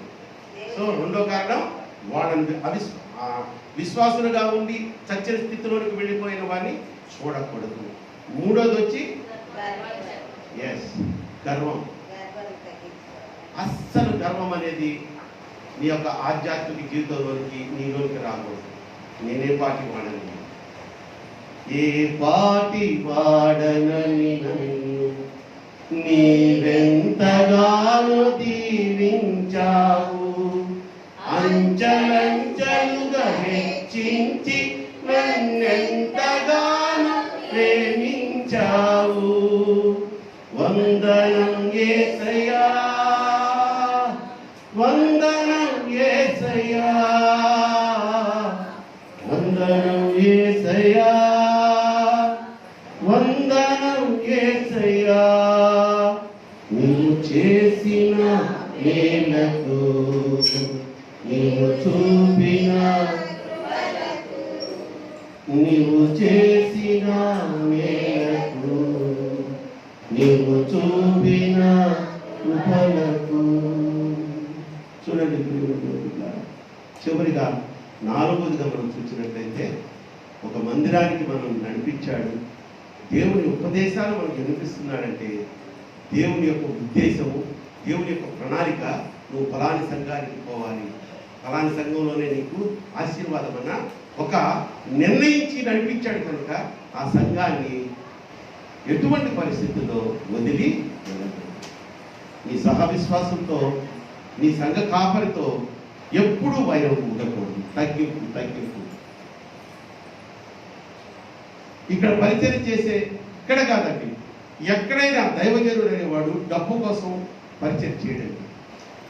పిలువబడిన వాడు నా సేవకు రాన కుమారుడు. కొంతమంది అయితే ఐఏఎస్ ఆఫీసర్స్ అండి రిజైన్ చేసి, ఐఏఎస్ ఆఫీసర్ అంటే తెలుసు కదా, కలెక్టర్స్, ఐపీఎస్ ఆఫీసర్స్, లేకపోతే స్టేట్ ఆఫీసర్స్ రిజైన్ చేసి ప్రభు వారి స్వరాన్ని విని నా సేవకు రా అంటే వచ్చి అటువంటి ఉన్నత స్థితిని వదులుకొని వచ్చి కష్టాలు పడి నిలబడి పడిపోకుండా ఆ యొక్క విశ్వాస యాత్రలో, ఆధ్యాత్మిక స్థితిలో ఎంతో ఉన్నత స్థితికి ఎదిగిన వారు నాకు చాలా మంది తెలుసు.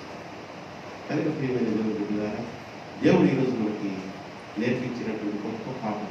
ఆయన నువ్వు పడినందుకు బాధపడుతున్నాడు, నువ్వు పడ్డావు, ఆధ్యాత్మిక స్థితి నుంచి పడ్డావు, బాధపడుతున్నాడు, కానీ తిరిగి లేచే ప్రయత్నం చేయట్లేదే. నా బిడ్డ ఎప్పుడు అక్కడే అక్కడక్కడ ఆ పాపంలోనే, ఆ సినిమాలోనే, ఆ సీరియల్లోనే, ఆ తాగుల్లోనే, ఆ గుట్కాలోనే, ఆ ఫేస్బుక్లోనే, ఆ యూట్యూబ్లోనే, ఆ సోషల్ నెట్వర్క్లోనే అక్కడే పడిపోతున్నారే అని ఆ విషయము తిరిగి రావడానికి ప్రయత్నం చేయట్లేదే. ఒక్కసారి ప్రభువా పడ్డాను నాయన అంటే దా నేను ఉన్నానుగా తిరిగి లేవనెత్తుతాడంట. దేవునికి స్తోత్రం చెప్తాం. హల్లెలూయా. మంచిది. అటువంటి కృపలో దేవుడు మనందరినీ నడిపించును గాక. మీరందరూ మంచి బిడ్డలే, కానీ ఈ వాక్యము కొంతమందికి అవసరమైంది కనుకనే ప్రభు ఈరోజు మనతో ఆ వాక్యం ద్వారా హెచ్చరించారు, మాట్లాడారు. నీ దీన స్థితిని చూచాడు ఆయన. నువ్వు పడ్డావు, లేవలేదంట, లేవలేకపోతున్నావట, నన్ను అడుగు, నేను సహాయం చేస్తాను, లేపుతానంటున్నాను. ప్రార్థన చేసుకుందాం. తలలు వంచండి, చిన్న ప్రార్థన. ఒప్పుకోండి. నిజంగా ఈ వాక్యము ద్వారా నువ్వు పశ్చాత్తాప పడి ఉండితే, నేను చాలా విషయాల్లో పడిపోయాను తండ్రి, లేవలేని స్థితిని, లేవగలిగిన స్థితి నాకున్నా ఆ ప్రయత్నం చేయకుండా ఆ బురదలోనే, ఆ కోపంలోనే కొట్టుమిట్లాడుతూ ఉన్నాను. ప్రభువా, నన్ను చూచావు కదా, నాతోనే కదా నువ్వు మాట్లాడావు నాయన, నేను సరిదిద్దుకుంటానయ్యా. నీకు అయిష్టమైన ఆ యొక్క ఆయాసకరమైన విషయాలు వదిలేస్తాను నాయన. నీ సన్నిధికి నేను దూరం కానయ్యా. నాలో ఉన్న గర్వాన్ని నేను తీసివేస్తానయ్యా. నాకంటే ముందు భక్తిపరులుగా ఉండి ఎంతో విశ్వాసులుగా పేరు పెట్టుకున్న వాళ్ళు ఆధ్యాత్మిక స్థితిలో, చచ్చని స్థితిలోకి వెళ్ళిపోతే వారిని చూచి నేను కూడా నా విశ్వాస యాత్రలో కుంగిపోయిన స్థితిలో ఉండనయ్యా. వారిని దాటుకొని నీ వైపు చూస్తూ ముందుకు పోతానయ్యా. ఒక నిర్ణయం తీసుకుందామా? అలాగే ఇదిగో రైల్వే క్రిస్టియన్ సమాజం అనే ఈ యొక్క మందిరానికి నన్ను నడిపించావంటే, ఈ విజయవాడ పట్టణంలో ఎన్నో ఎన్నో ఎన్నో మందిరాలు ఉన్నాయి, ఎన్నో ఆరాధనలు జరుగుతున్నాయి. కానీ ప్రత్యేకించి ఈ మందిరానికే నన్ను నడిపించావంటే, నా ఎడల, నా కుటుంబం ఎడల నీకు ఒక ప్రణాళిక ఉంది నాయన. ఇదిగో ఈ సహవాసము నాకెంతో ఆదరణ కలిగిస్తుందయ్యా. ఈ సహవాసములో నీ విశ్వాసుల ద్వారా నేనెంతో సంతోషంగా ఉండగలుగుతున్నానయ్యా అని నువ్వు నిజంగా నీ మనఃపూర్వకంగా ఒప్పుకున్నట్లయితే, ప్రభు ఇప్పుడే నీ పడిపోయిన స్థితిలో నుంచి నీ చేయి పట్టుకుని పైకి లాగడానికి సిద్ధంగా ఉన్నాడు. యేసయ్య, రక్షణకు కారకుడైన యేసయ్య, విమోచనకు కారకుడైన యేసయ్య నాకు కావాలి. ఆయన లేకుండా నేను జీవించలేను. దావీదు లాంటి చక్రవర్తి ఆయన సన్నిధికి రాకుండా నేను ఉండలేను. నా చివరి క్షణము కూడా ఆయన సన్నిధిలోనే గడిచిపోవాలని ఆశపడినటువంటి ప్రభువు సన్నిధిలో మనమున్నాం కనుక, ప్రియమైన దేవుని బిడ్డలారా, నువ్వు నిజంగా ఆశించినట్లయితే ఇప్పుడే నీ మనసులోనే ఒక నిర్ణయం తీసుకో. నీ మనసులోనే ఒప్పుకో. నువ్వు ఎక్కడ జారిపోతున్నావు, ఎక్కడ పడిపోయావు, ఏ పరిస్థితుల్లో లోకంలోనికి వెళ్ళిపోయావు. లోకంలోనికి వెళ్ళిన నీవు తిరిగి రావడానికి, ఆధ్యాత్మికంగా ఎదగడానికి, ప్రభువుకి ఇష్టమైన బిడ్డగా, ముద్దు బిడ్డగా మారడానికి ఎందుకు ప్రయత్నం చేయలేకపోతున్నావో నీకు తెలుసు కనుక ఆ స్థితిని గురించి ప్రభువుని అడుగు. నాకు చెప్తే నేనేం చేయలేను, కానీ ప్రభువుతో చెప్తాను. నా ప్రియకుమారుడా, దేవుని బిడ్డ, ప్రభువుతో మాట్లాడు. చక్కని చక్కని నడిపింపు నడిపిస్తాడు నా దేవుడు, శ్రమలోనైనా నన్ను విడువడు. నడిపిస్తాడు నా దేవుడు, శ్రమలోనైనా నన్ను విడువడు. అడుగులు తడబడినా, అలసటపై పడినా, అడుగులు తడబడినా, అలసటపై పడినా, చేయి పట్టి కళ్ళు కట్టి చక్కని ఆలోచన చెప్పి, చేయి పట్టి కళ్ళు కట్టి ఆలోచన చెప్పి నడిపిస్తాడు యేసయ్యా.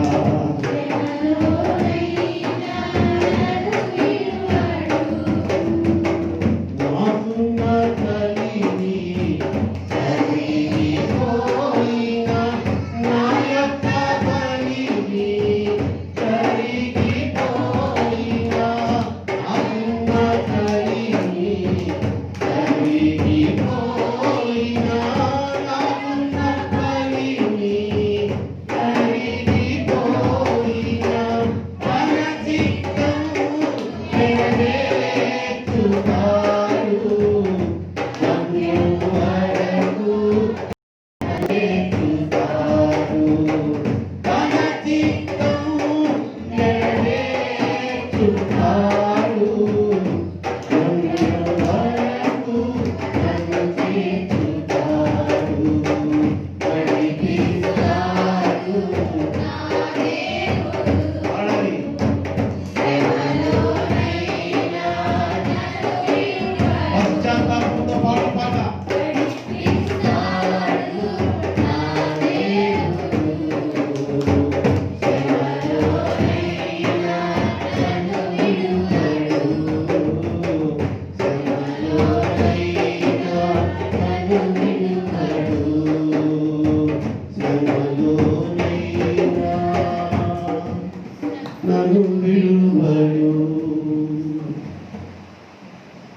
పరమ తండ్రి నీకు స్తోత్రాలు చెల్లిస్తున్నాను. ఇదిగో ఈ 2021 సంవత్సరం ఈ జనవరి మాసంలోని 3వ పునరుద్ధాన ఆరాధన నేను మాతో మాట్లాడి ఈ వాక్య పరిచయంలో బిడ్డలను నన్ను బలపరచడానికి స్తోత్రాలు చెల్లిస్తున్నాను. పడిన చోటే నేను కొట్టుమిట్టులాడకుండా మా ఆధ్యాత్మిక యాత్రలో నీ వైపు చూస్తూ పడిన మేము లేచి నీకు ఇష్టమైన బిడ్డలుగా ముందుకు సాగిపోవచ్చు. ప్రభు చూపించండి, సహాయం చేయండి. కల్పడను అయోగ్యుడు నీ వాక్య పరిచయంలో నన్ను వినియోగించుకున్నాను. నీ ఘనమైన పాదములకు కోటి సమర్పించుకుంటూ యేసు నామమున ఈ ప్రార్థనను సమర్పించి బతిమలాడి వేడుకొంచున్నాను నా ప్రభువు.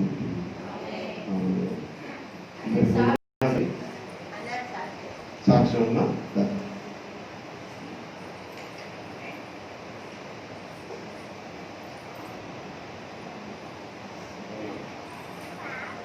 దేవుని నామమున స్తోత్రం. మీ అందరికీ వందనాలండి. మరలా వచ్చింది ఏంటి సాక్ష్యం? మనవారమే కదా నేను చెప్పాను, కానీ ఆ నొప్పి తగ్గట్లేదండి. అది నరాల స్పెషలిస్ట్ అని రాశారు, కానీ అది నరాల స్పెషలిస్ట్ది కాదంట. మొన్న బాగా నొప్పి వస్తుంది. మా తమ్ముడు వచ్చాడండి అమెరికా నుంచి.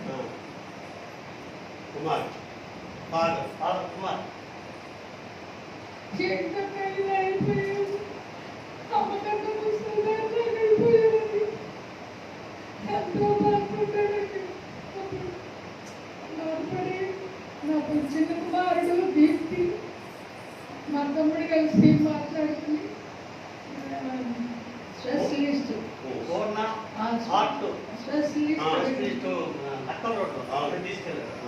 తీసుకెళ్ళి హార్ట్ చెకప్ చేయించాం.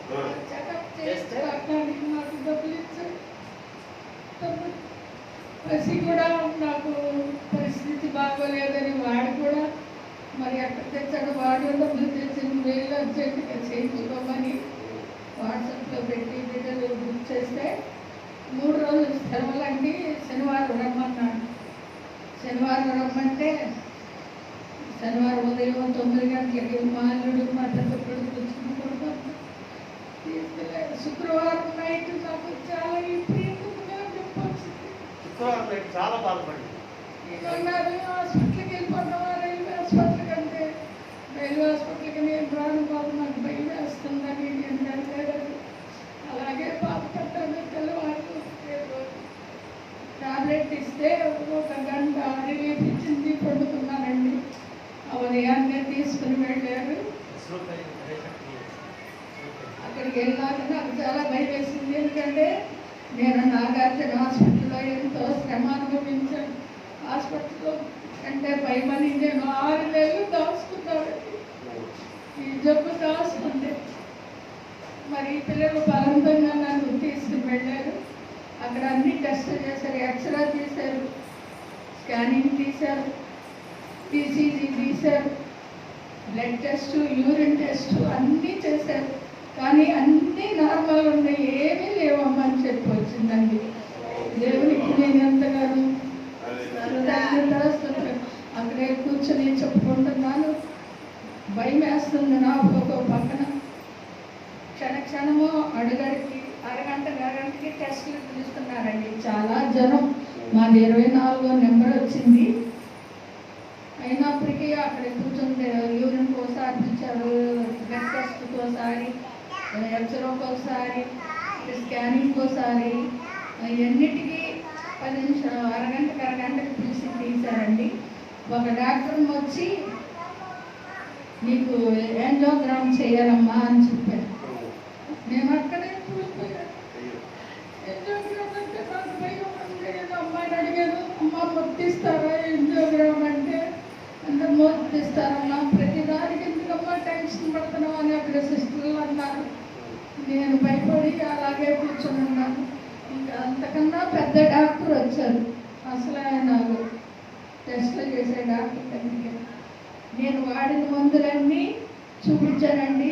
రైల్వే మందులు ఇట్లా మరి కింద కుమార్ గారు రాసిన మందులన్నీ చూపిస్తే అన్నీ వాడమ్మా మంచిదే, కానీ ఇది నరం ఉంది కాదమ్మా, గ్యాస్ కాదు, షుగర్ వల్ల ఇది మీకు ఎఫెక్ట్ ఇలా కొట్టింది. కంటికి కానీ లివర్ కానీ మరి కిడ్నీలకు కానీ కొట్టాలి, కానీ నీకు మరి ఈ విధంగా వచ్చింది, ఇది ఏ వ్యాధి కాదు అని చెప్పారు ఆ డాక్టర్. యాంజియోగ్రామ్ కూడా నీకు అవసరం లేదమ్మా, ఈ ట్యాబ్లెట్లు వాడు, నెల రోజులకు రాస్తున్నాను, అప్పటికి తగ్గకపోతే నేను చేయాల్సింది చేస్తానని చెప్పారండి డాక్టర్ గారు. నిన్ననే వెళ్ళానండి నేను. మరి దేవుడు నా పక్షాల నుండి నేను ఎంతో భయపడినప్పుడు కూడా దేవుడు మరి అంత కార్యము నా పట్ల చేశాడు.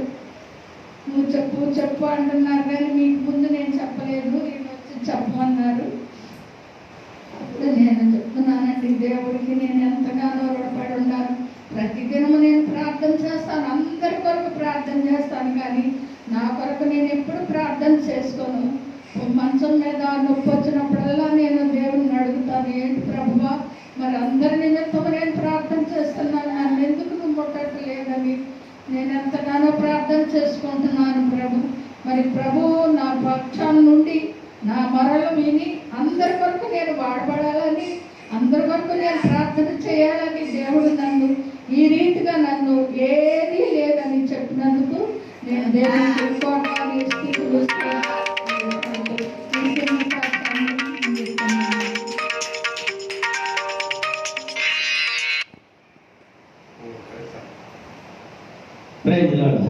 గ్యాస్ రేపు అంటున్నారే కానీ అది ఎన్నో మంది వాడు తగ్గట్లా.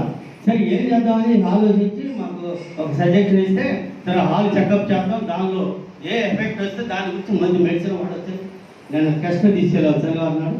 టెస్ట్ మరి డెబ్బై ఎందుకంటే డాక్టర్ అడిగితే ఇది గ్యాస్ రేపు కాదయ్యా, ఇది నీకు 15 సంవత్సరాల నుంచి నీకు గ్యాస్ ఉంది కాబట్టి, ఇది షుగర్ ఉంది కాబట్టి ఆ షుగర్ వల్ల నీకు ఎక్కడ కొట్టవలసింది ఇక్కడికి వచ్చింది కాబట్టి ఆ నొప్పి వల్ల నీకు ఏ బాధ లేదు. ఇప్పుడు షుగర్ కూడా కొంచెం పెరిగింది, అది నీ స్టేజ్ తగ్గట్టే వచ్చింది, కానీ దాన్ని కూడా నువ్వు బాధపడద్దని డాక్టర్ గారు చెప్పారు. నీకు బిళ్ళలు రాస్తున్నాను, ఈ నెల వరకు బిళ్ళలు వాడి ఏమన్నా ఎఫెక్ట్ అయితే మళ్ళీ నేను దాన్ని చూస్తూ మరి చెప్తానని డాక్టర్ గారు చెప్పారండి. మరి దీని గురించి మేము ఎంతో వేదన పడ్డాం, ఎన్నో మరి చాలా బాధ. ఎంతండి 6 నెలల నుంచి బాధపడింది. నాకు 2 నెలల తర్వాత చెప్పింది బాధ. 2 నెలల నుంచి నేను హాస్పిటల్కి తిప్పని రోజు లేదు. అలాగ వచ్చి అది ఈ రోజు మనకి దేవుడు ఎంత సహాయం చిన్న సాక్ష్యం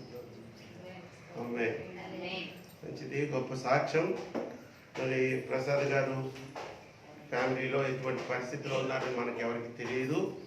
మరి ప్రార్థన చేసి ఉండేవాళ్ళము, ఫోన్ చేస్తుంటే సరే వాడున్న కష్టాల్లో ఫోన్లు చేయాలని అనిపించలేదేమో, కానీ నమ్ముకున్న దేవుడు గొప్పవాడు.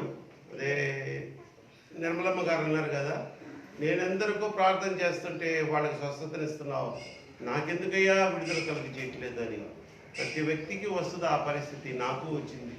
నేను 15 సంవత్సరాలు ఒక దాని గురించి ప్రార్థన చేసి చేసి చేసి అలిసిపోయి ఆపేస్తే మళ్ళీ ఆయన కోపం వస్తుందేమో నేను మళ్ళీ పత్రం పెట్టేవాడిని అలాగా. కానీ విజయం సాధించాను, దేవునికి స్తోత్రం, హల్లెలూయా. ఇచ్చారు, ఆ కృపను నన్ను నడిపించారు.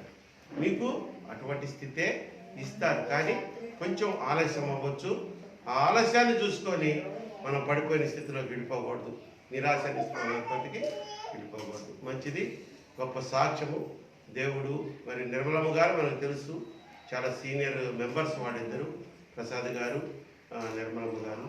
మరి ఆమె ఎవరు ఏంటమ్మా చిన్నదానికి కూడా కంగారు పడిపోతున్నావు అనిందని నర్స్ అన్నారు కదా. అవునమ్మా నీకు వస్తే తెలుసుంటుంది అనాల్సింది. ఇప్పుడు తలనొప్పి ఎవరికి తెలుస్తుంది? తలనొప్పి వచ్చినాడు, తలనొప్పికి ఏంటి మట్లయిపోతున్నావు అంటే అలా అనకూడదు. ఎప్పుడైనా అట్లాంటి యాంజియో అంటే భయపడబాకండి ఎవరు. యాంజియో అనేది ఒక టెస్ట్, బ్లడ్ టెస్ట్ చేస్తారు కదమ్మా, అలాంటిది అది ఒక టెస్ట్ అంతే. యాంజియోలో అది ఆపరేషన్ అనుకొని దానిలో అక్కడ కుప్ప కూలిపోయిందంటారు అలా. కాబట్టి భయపడద్దు, యాంజియో అంటే ధైర్యంగా వెళ్ళలేదు. చిన్న ఒక సన్న వైర్ లాగా పంపిస్తారు, మన హార్ట్ ఎలా ఉందో చూస్తారు, అసలు ఏం టచ్ చేయరు, హార్ట్ని ఏం టచ్ చేయరు. కాబట్టి యాంజియోగ్రామ్ రంగంలోనే అది భయంకరమైన గుండె ఆపరేషన్ అనుకొని భయపడద్దు. మరి వాటన్నింటిలోకి నన్ను తీసుకెళ్ళాడు దేవుడు, మళ్ళీ మీ మధ్యలో సజీవుడిగా నిలబెట్టాడు. దేవునికి స్తోత్రం, హల్లెలూయా. కనుక ఈ గొప్ప సాక్ష్యాన్ని దేవుడు దీవించి నిర్మలమ్మ ఆరోగ్య స్థితిని మరి ఆమె ఊహించిన ఆ భయంకరమైన ఏంటంటో ఊహించుకున్నది కదా, హార్ట్ అటాక్ అయితేమో గుండెకేది అయిపోయిందని. కానీ ఏమి కాకుండా సింపుల్గా తగ్గించేసి అది చేస్తే ఆ మందులు బాగానే వాడతారులే వాళ్ళిద్దరూ చక్కగా. ఒక్క రకంతో అయిపోయిందంట. మరి గుప్పిళ్ళు మందులు మింగేవాడు ఉన్నారు నాకు తెలిసి. కాబట్టి వారికంటే ఎంతో మరి దేవుని దృష్టి నీ మీద ఉందమ్మా. కాబట్టి నువ్వు ధైర్యంగా ఉంది. మంచిది. కృతజ్ఞత కానుకలు సమర్పించుకున్న వారు, సిద్ధపడి వచ్చిన వారు ఎవరైనా ఉన్నట్లయితే దయచేసి త్వరగా ముందుకు రండి. సంఘ కానుకలు సమర్పించుకుందాం. కృతజ్ఞత కానుకలు సమర్పించుకున్న వారు, ఇష్టపడి వచ్చిన వారు ముందుకు రండి. అయ్యగారు, మనకి లాభం లేదు, మీరు జనరేటర్ కొనాలి. ఈ విధంగా కరెంటు పోతుంటే మాకు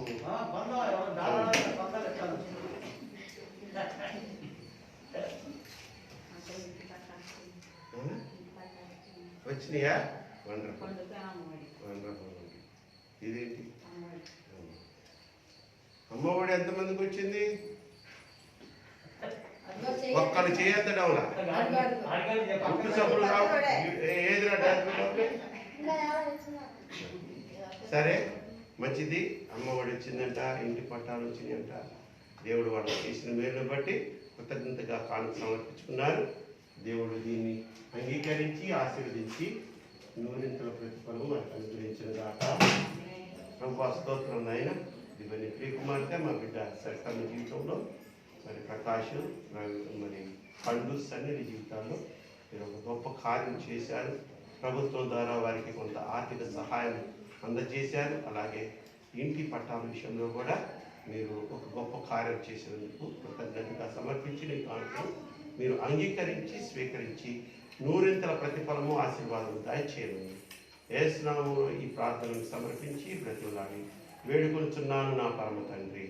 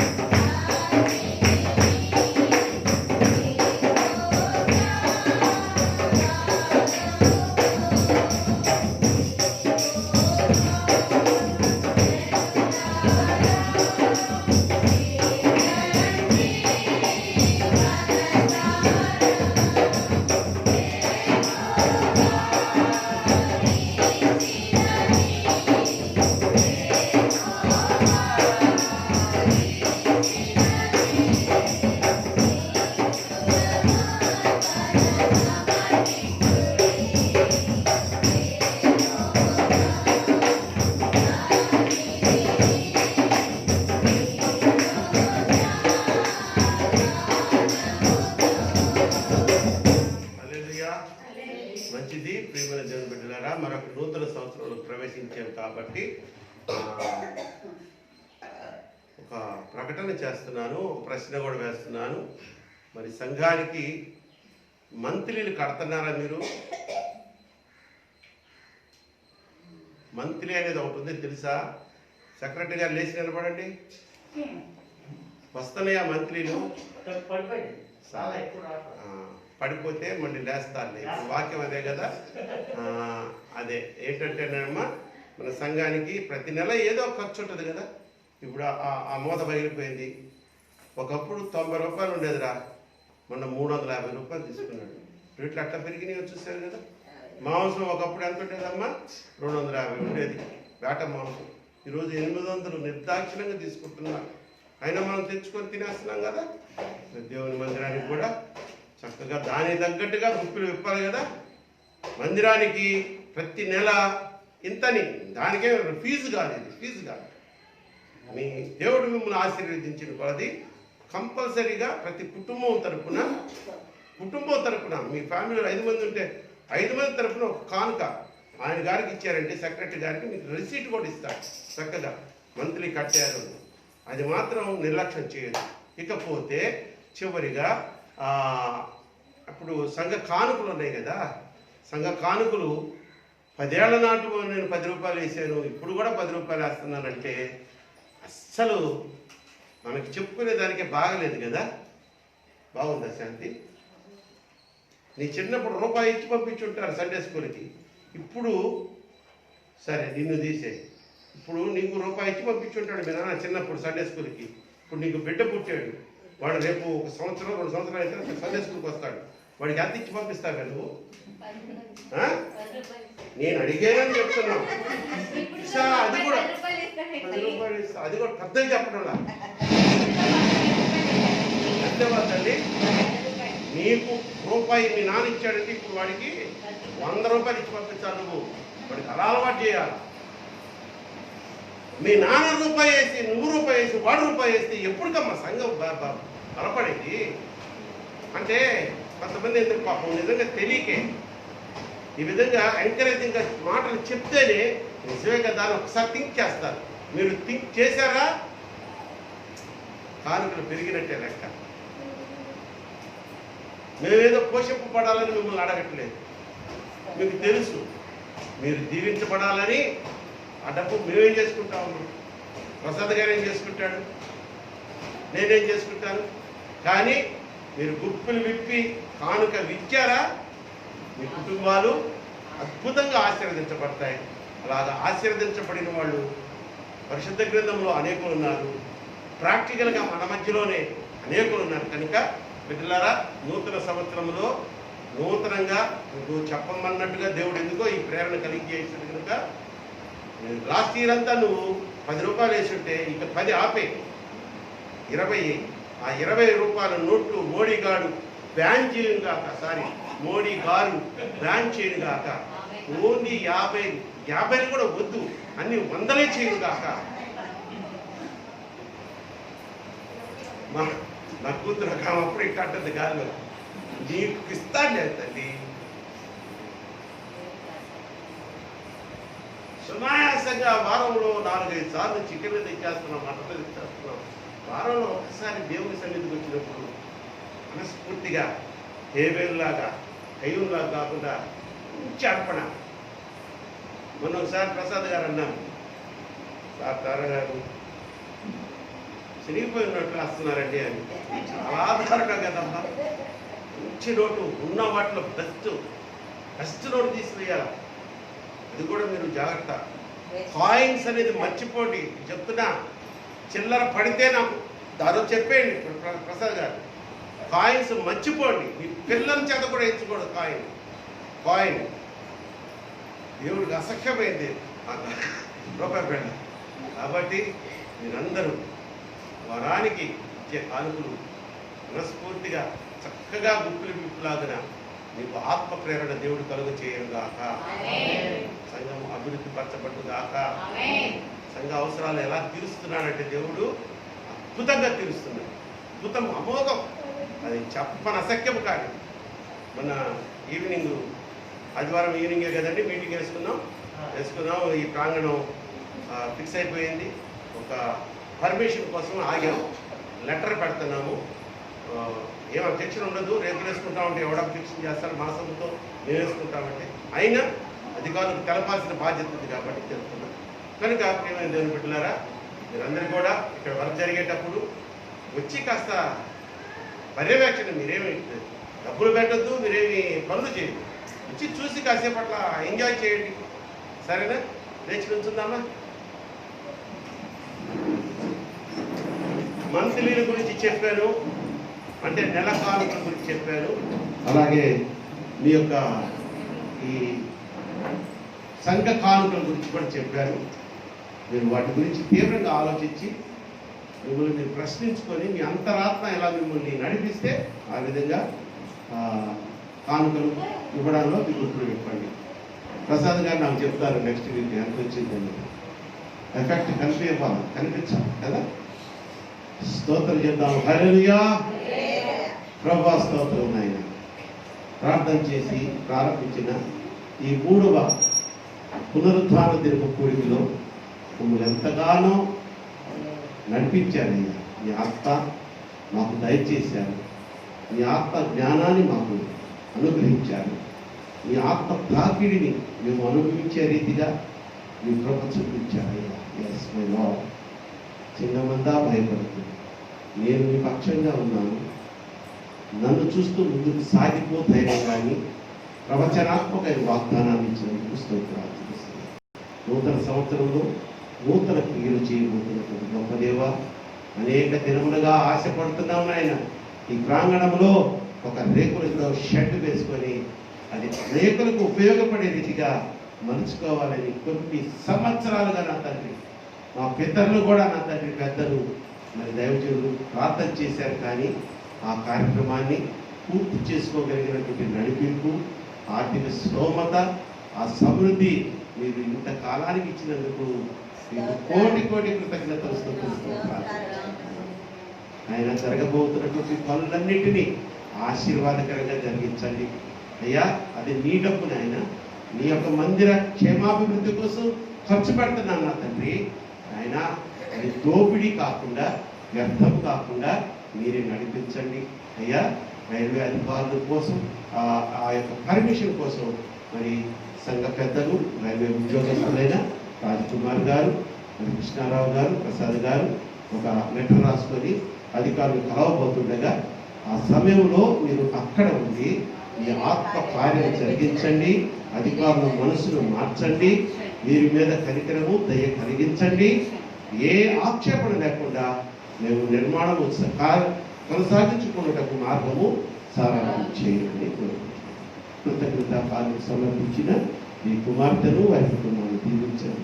సంఘ కానుకలు మరి సమర్పించుకున్న బిడ్డల యొక్క హస్తాలను ముట్టి అది స్వీకరించి నువ్వు ప్రతిఫలము ఆశీర్వాదం దయచేయండి. అనారోగ్యంతో ఉన్న బిడ్డలకు ఆరోగ్యం దయచేయండి. గర్భవతులుగా ఉన్న బిడ్డలకు క్షేమకరమైన ప్రసవాలు, ఆరోగ్యకరమైన శిశువులు దయచేయండి. వివాహముల కోసం ఎదురు చూస్తున్న బిడ్డలకు మంచి క్రైస్తవ కుటుంబంలో ఉండి వివాహ సంబంధములు ఏర్పరచబడడం ద్వారా వారు కూడా వైవాహిక జీవితంలో స్థిరపడటకు మీరే కృప చూపించండి. ఉద్యోగం లేని మా యొక్క కుమార్తెలు కృంగిపోకుండా నా తండ్రి మీ వైపు చూస్తూ మీకు వారి చేయిని అందించి మీకు ఇష్టమైన బిడ్డలుగా నడుస్తూ మీ కృప పొందుతున్నటకు సహాయం చేయండి. అలాగే నాయనా మరి ఈ యొక్క ఆరాధనను ఆది నుంచి అంతం వరకు ఎంతో ఆశీర్వాదకరంగా మీ అధ్యక్షతలో నడిపించినందుకు స్తోత్రాలు.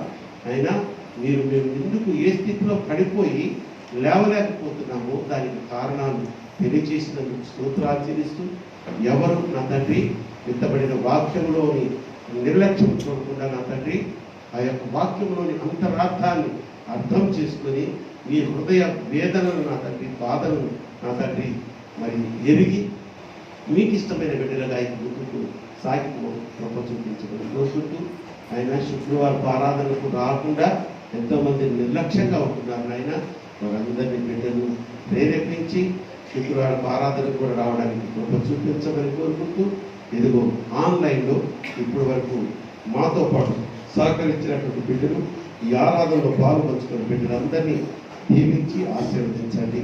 ముఖ్యంగా నా ప్రియ సహోదరి ఆయన జయసుందరి మరి వారి కుటుంబాన్ని, వారి యొక్క సంతానాన్ని నా తండ్రి దీవించి మీ కృపలో వర్ధన చేయమని కోరుకుంటూ, మరి ఇక్కడ కూడి వచ్చిన ప్రతి బిడ్డను, మరి ఆన్లైన్లో ఉన్న ప్రతి బిడ్డను దీర్ఘాయుష్తో మంచి ఆరోగ్యంతో అభిషేకించమని, నా సమస్త పాపములు క్షమించి సకల దీవులతో నింపి నేటి దిన ఆశీర్వాదములతో నింపుతాం.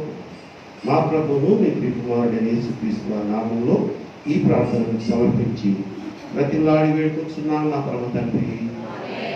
పరలోకమందున్న మా తండ్రి, మీ నామం పరిశుద్ధపరచబడుగాక, ఈ రాజ్యం వచ్చింది కాక ఈ చిత్తం పర్వతంలో నెరవేర్చబడుతున్నట్టు భూమిలో నెరవేర్చబడి కాక మా ఇంటి ఆహారాన్ని మాకు దాయిచ్చేయండి. మా ఇంట్లో ప్రార్థన చేసిన వారిని క్షమించుకుంటారు. మా ప్రార్థన క్షమించు చదువులో ఒకటే విషయం తప్పించు. రాజ్యము శక్తి నిరంతరమే తండ్రి. మన పరమ తండ్రి అయినటువంటి దేవుని ప్రేమయు మన ప్రభువును ప్రియమైనటువంటి యేసుక్రీస్తు వారి కృపయు పరిశుద్ధాత్మ దేవుని అన్యోన్య సహవాసం ఇక్కడ కూడి వచ్చిన ప్రతి బిడ్డకును ఆన్లైన్లో ఈ ఆరాధనలో పాల్పంచుకున్న ప్రతి కుటుంబమునకును సకల పరిశుద్ధులకును సదాకాలం తోడైండును గాక. ఆశీర్వాదములు నా మీద వర్షింపచేయు ఆశతో నమ్మియున్నాము నీ సత్యవాగ్దానము ఈ మాయి మీద కుమ్మరించుము దేవా. రమ్మర ప్రేమ వర్షము కుమ్మరించుము దేవా.